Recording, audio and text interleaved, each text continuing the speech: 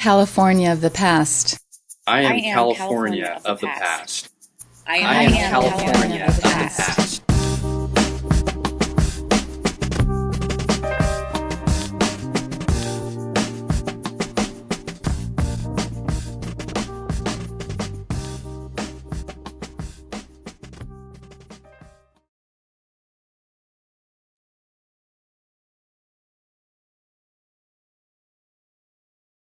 My name is Nafisa Haji.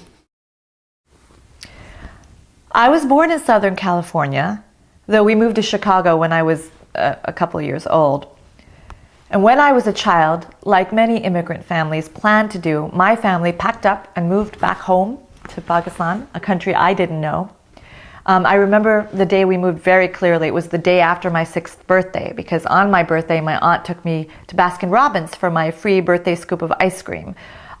It was a cold, freezing February day in Chicago.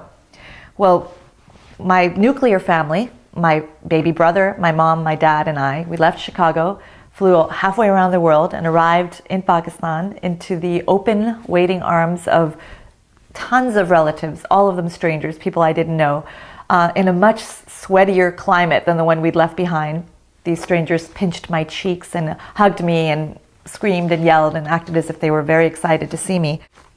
It was the middle of the night when we arrived, and no one got any sleep that night. All the relatives had been up waiting for our plane to arrive. When we got home, we were in the house where my father grew up.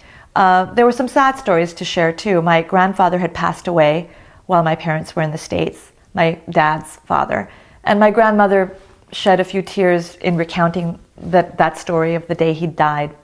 My dad was in a very nostalgic mood, I guess understandably.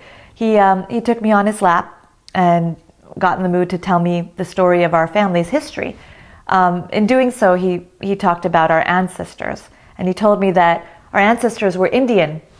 There were two problems with that phrase, both words, ancestors and Indian. I asked him what ancestors meant, and he said that they were our relatives from before we were born.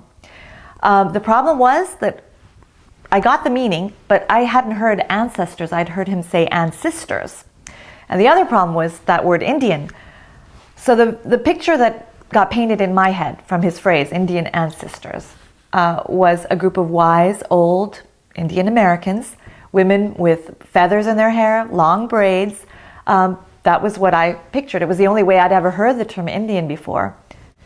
So it was perfectly plausible to me and kind of exciting, actually. I was thrilled at the idea that Indians were my ancestors. I was related to people who had lived in teepees and used bows and arrows and rode bareback on horses. It took a long while for me to understand that I was not actually Sioux or Cherokee, and it was very disappointing when I realized. So I did learn. I was disappointed, although I still have to admit that when I think of the word ancestors, I still have a feminine bias in my head, so I still think of the word in terms of sisters and not ancestors.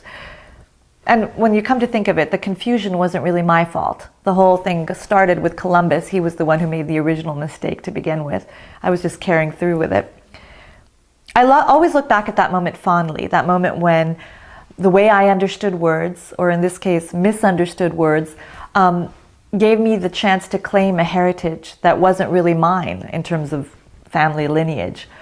And as I grew up, I think that's what I loved most about being a reader of fiction and literature, was that opportunity to claim experiences and cultures that weren't really my own, in the way that we normally divide up the world. And that's, I think, why I became a writer.